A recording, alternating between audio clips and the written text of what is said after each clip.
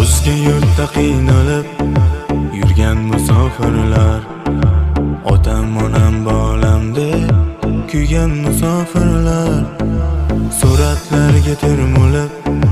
ko'zida yoshlar suzib, vatan sog'inchi ezib yurgan musofirlar,